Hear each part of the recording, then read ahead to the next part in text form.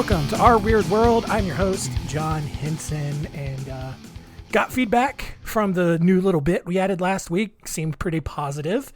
So, going to keep doing that this week. A very classic country favorite. And look, if you know me, it should not surprise you that that bit is going to go back and forth between country and hip hop, because those songs are generally the most ridiculous. I'll throw in some rock and some pop in there from time to time, but I think I just find it funny that at least especially in the hip hop community, it's the persona more often than not is, I'm this tough guy. I don't know why he has that weird accent, but he's just, I'm tough. I'm from the streets, dog. And then like country is just like, I'm a real man. I worked on the farm and I get my hands dirty and all that. But then they write poetry. It's poetry is what it is. And it's very silly at times. And so that's why I'm doing it. It's just fun. All right. It's another little escape. Another thing that I wanted to address is just like, I record way ahead, and some people have asked, why do you do that? First, I'm autistic. I don't know how that directly impacts it, but I'm sure it does some way. But also, like, this show is not a platform for my hot takes on current events, because who am I? Like, I'm nobody. My opinion doesn't matter. Your opinion doesn't matter either, just so you know. But so like, I don't need to record weekly to then comment on the latest mass shooting. I don't need to start every show with like, well, my hearts and prayers are with the victims of this shooting in Texas or California this week, whatever. That's not what this show is about. This show is just a reminder, just to provide an escape from your current daily awful life. Whatever awful thing is going on, whether it's directly or indirectly, whether you're having a tough time personally or just the world around you seems to be crumbling. This show is just an escape to remind you that things have always been bad. Terrible things have always been happening. All right. So take comfort in that in a weird, twisted, dark way. And that's all this is. And so I could record a year ahead if I wanted to. I might get that far ahead. Depends on how my schedule works out. I don't know. But yeah, so that's that. All right. And with that, let's get into this week's story about serial killer Randy Kraft.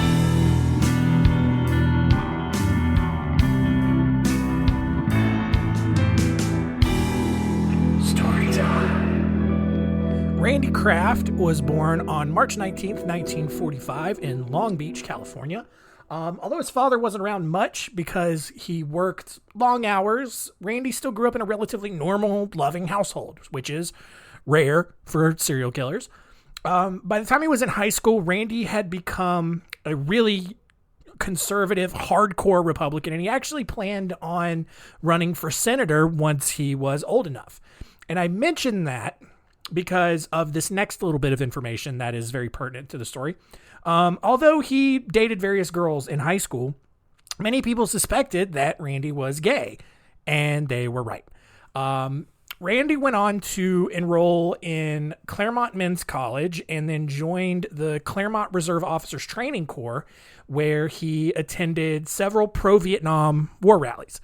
But Randy quickly began to realize that his staunch conservatism was really just a subconscious way for him to suppress his homosexuality and be more like his parents in order to just make them happy. Because obviously, that's what happens a lot. In 1964, after realizing that the conservative Republican lifestyle was not for him, he came out. He was fully embraced his gayness. He got his first boyfriend, worked as a bartender at a gay bar, and started making trips out to Laguna Beach and Huntington Beach to have casual sex with other gay people, because apparently that's where they hang out. He tried to come out to his family by bringing male friends to gatherings, but either like his family was just so oblivious that they just thought, oh, Randy's just making some friends and he's bringing them over, or they were just completely in denial. By 1967, Randy registered as a Democrat and actually started campaigning for Robert Kennedy. At the same time, he also began struggling in college and ended up having to take an extra year to make sure that he could graduate. But once he did graduate, he enlisted in the Air Force and began supervising the painting of airplanes at Edwards Air Force Base in rural Southern California. That year, he finally just directly came out to his parents. And not surprisingly, his father was not super thrilled about it. His mother was a little bit more understanding, but they were not on board with it. Randy also came out to his military superiors, who were definitely not okay with it because, the whole don't ask, don't tell thing. And so eventually he was discharged for medical reasons in 1969 and then returned to work as a bartender. The next year in 1970, Randy met 13-year-old Joey Fancher in Huntington Beach. Joey had just run away from home, and Randy offered to let Joey come live with him for a few days while Joey just figured everything out. Of course, and I don't know how it jumped to this level. There's no real indication that it would, but the first night that Joey spends the night with Randy, Randy just drugs and rapes this kid a lot. And then the next morning, Randy went to work and left Joey there to just escape and alert police, which I get, that's a common rookie mistake for rapists, right? However, because Joey, it was, they kind of found in the questioning, because Joey had voluntarily taken the drugs and because police conducted an illegal search of Randy's apartment, they couldn't charge Randy with anything. And so he gets away with it. Another classic case of great California police work. But after that close call, Randy was just like, hey, I can get away with anything. And so he just starts killing people. Maybe it was just like, I need to start killing people so they don't run away and tell the police. All of the men that Randy killed were between ages 13 and 35, and each murder was pretty similar. Each time Randy would lure the victim into his car, offering alcohol or just a ride wherever they needed to go. And then once inside, Randy would just forcefully give them a lot of drugs and alcohol. Maybe not forcefully. Maybe he was like, yeah, man, we're going to have a good time. And then their passenger was like, yeah, let's do it. Let's do all the drugs. So after his victims were incapacitated, Randy would bind them, torture them by either burning them with the cigarette lighter in the car, or he would castrate them, which that's extreme, or he would just shove foreign objects, let your imagination run wild, right up their butts. I don't know. And he would also, for good measure, he would rape them. And then once he was done, he would either strangle or bludgeon them to death. And then he would dump the bodies near various freeways around Southern California. On March 29th, 1975, Randy then lured two teenagers, Keith Crotwell and Kent May, into his car where he gave them beer and Valium, which, great combination. Not that I would know. Crotwell, I really don't. Crotwell and May's friends, Percocet really is just a great, that's, if I'm going to do a hardcore painkiller or some sort of muscle relaxer or something like that, Percocet, the way to go. All right. Valium, it's fine. I think I took a Valium once prior to my wisdom teeth, and it was pretty sweet. I was super relaxed. I didn't even feel the IV go into my arm. It was great. All right. But, or no, maybe that was, oh God, what's the name of it? Diazepam. That's what it was. Yes. Also great. But Lortabs, not great. They make me confused. Why am I still talking about drugs? Back to the story. Crotwell and May's friends watched as Randy then just kind of drove the boys around the area and eventually stopped and pushed the unconscious Kent May out of the back seat and onto the pavement, and then drove off with Keith Crotwell. And Crotwell's skull was found over a month later near the Long Beach Marina. Now, because so many kids had seen this happen, Randy was questioned by Long Beach police. And Randy eventually admitted to providing drugs and alcohol to the boys and then dropping May off. And then he said that he took Crotwell to a freeway where the car got stuck in an embankment. And then Randy explained that he left the scene to get help, and by the time he returned, Crotwell was gone. He had no idea what happened to him. Now, detectives thought that Randy was lying, because he was. But when they tried to file murder charges against him, the Los Angeles District Attorney's Office rejected those charges and cited a coroner's report saying that Crotwell had drowned, which maybe Randy had just beaten him unconscious, threw him in the harbor, and then he drowned. But like, come on. Randy, after escaping another close call with police, decided to lay low for a few months before he abducted 22-year-old Mark Hall in San Juan Capistrano. There, he decided to, and this is like trigger warning extreme. He tied Hall to a tree, stuffed dirt down his throat. Then he took the cigarette lighter out of his car, like ready to go, held Mark's eyes open and burned his eyeballs with the cigarette lighter. Then he castrated him and stuffed his own wiener into his own butt. All right. Not now, like Randy probably stuffed his wiener into Hall's butt too, but he cut off Mark Hall's wiener and then stuffed Mark Hall's wiener into Mark Hall's butt. That's crazy. Like, that's such insane behavior.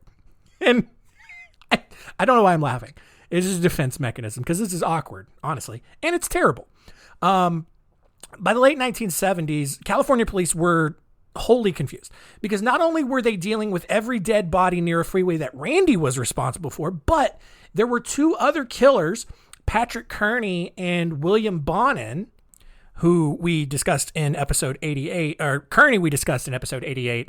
William Bonin we'll get to eventually, but they were also dumping bodies along the freeways at this same exact time.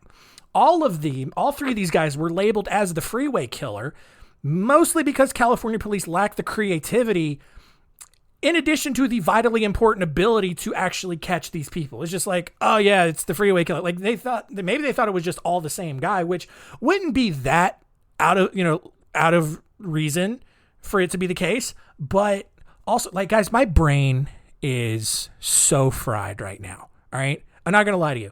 I went to the driving range today. I'm going to derail the whole show with this tangent here, but bear with me. I went to the driving range today. It was very hot outside. And even though there was a little bit of a breeze and even though I was under shelter, it was very hot and my blood sugar was pretty low.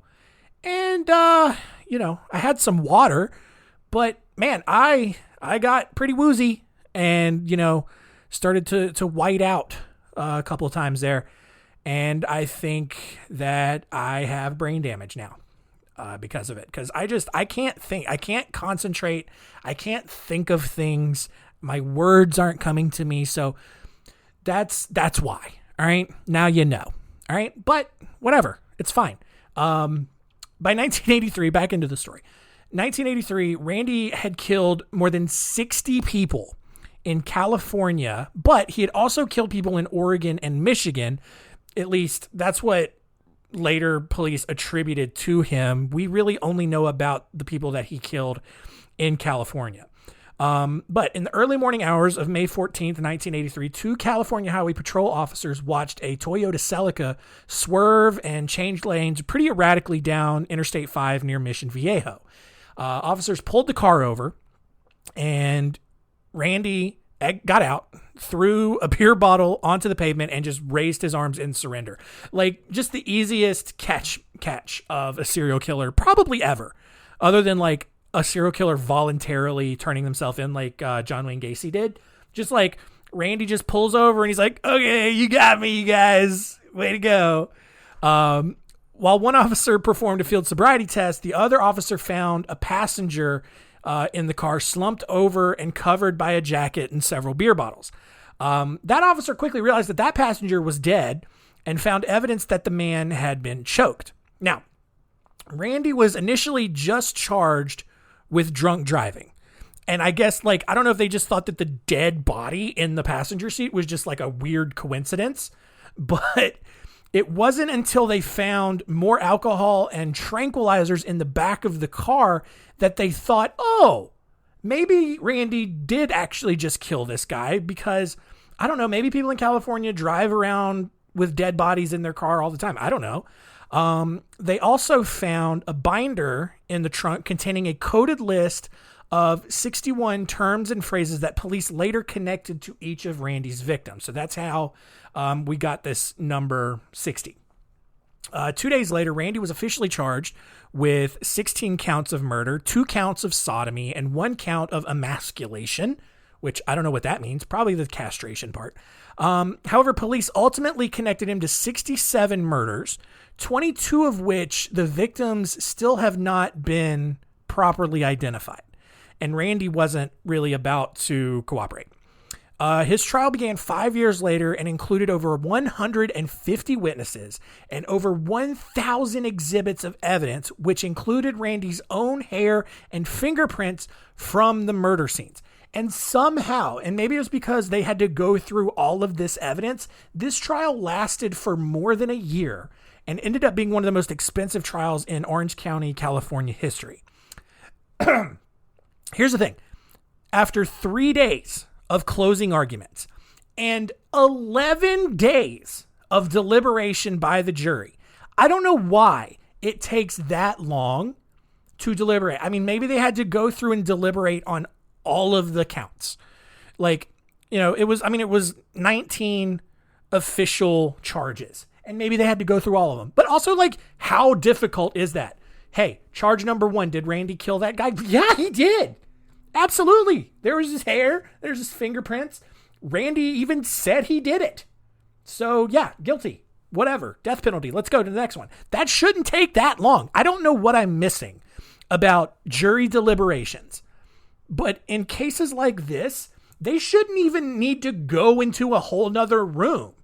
Like, the judge should just look over at him and be like, do you guys need to go deliberate? And then the foreman should just be like, no, we got this. He's guilty. Let's move on. Like, that's it. That's as fast as it should take.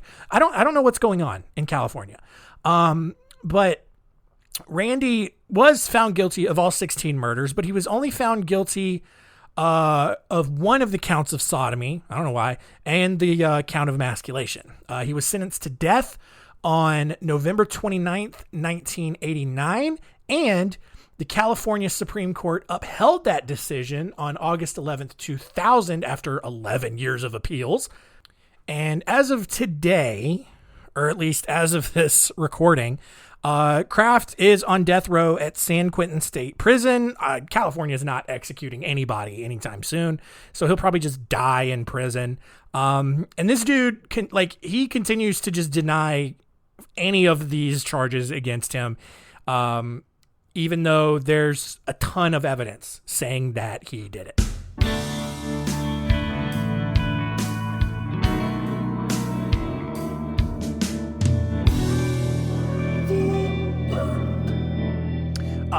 Back, in the story I mentioned, we didn't really know a whole lot about the Michigan and Oregon murders, and that wasn't entirely true.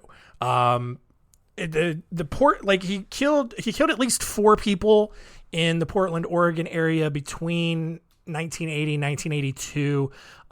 He had traveled up there for business, and, obviously while he's staying up there, he's still doing the same thing he was doing in California, where he would just find people, kill them, and then, dump them over a freeway. But in general, most of his killings came in California. The reason that they know he killed people in Oregon and Michigan was because of that binder that I mentioned, where it would have the name of the person. He didn't have the person's actual name, but it would be Portland Blood or, whatever, and it would kind of coincide with what police found at the scene. And so that's that. Other than that, though, let's see what we learned today.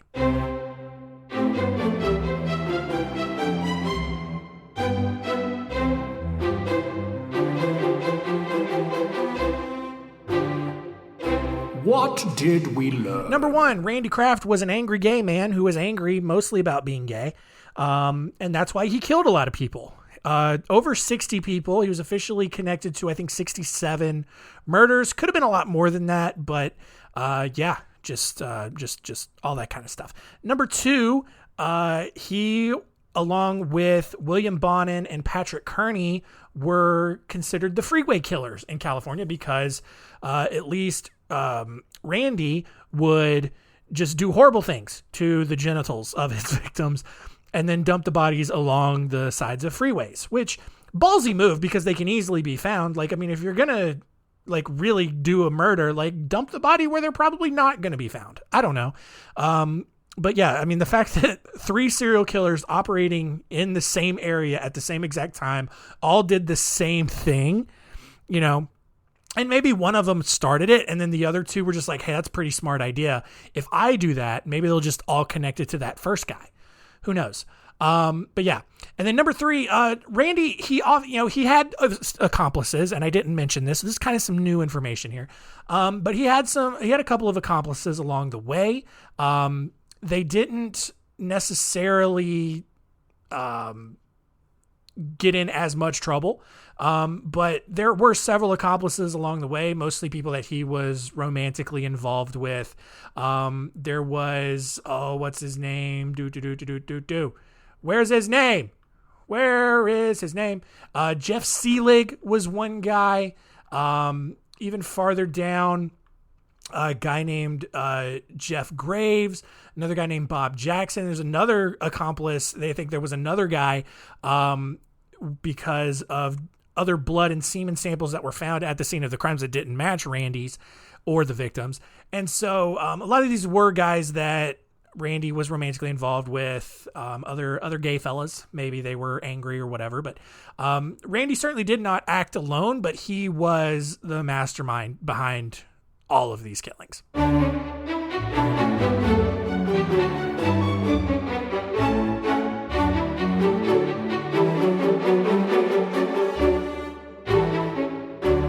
I'm sorry. This week's episode really did not feel like a good episode. I was very all over the place, very scattered. Did not present the information. I could re-record this, but whatever.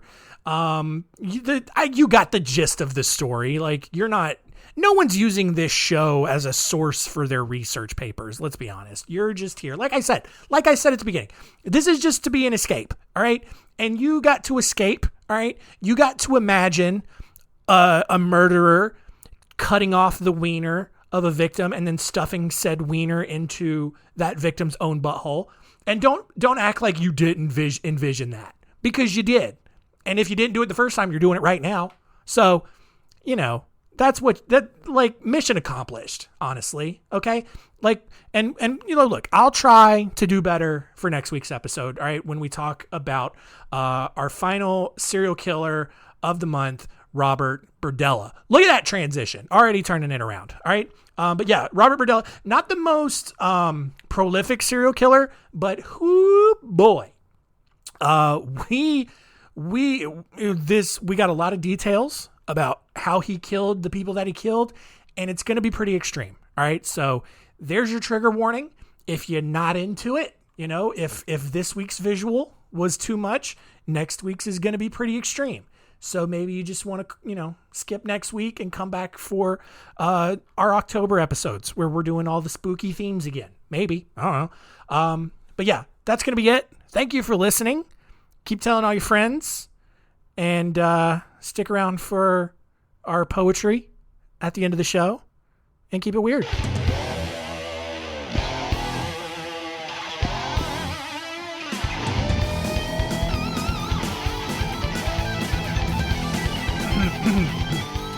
Now, honey, you can't blame her for what her mama gave her. It ain't right to hate her for working that money maker. Band shuts down at 2, but we're hanging out till 3. We hate to see her go, but love to watch her leave. With that honky tonk, badonka-donk, keeping perfect rhythm, make you want to swing along. Got it going on like Donkey Kong. And woo-wee, shut my mouth, slap your grandma. There ought to be a law. Get the sheriff on the phone. Lord have mercy. How'd she even get them britches on with that honky tonk? But donkey donk. God, this is the stupidest, dumbest thing ever.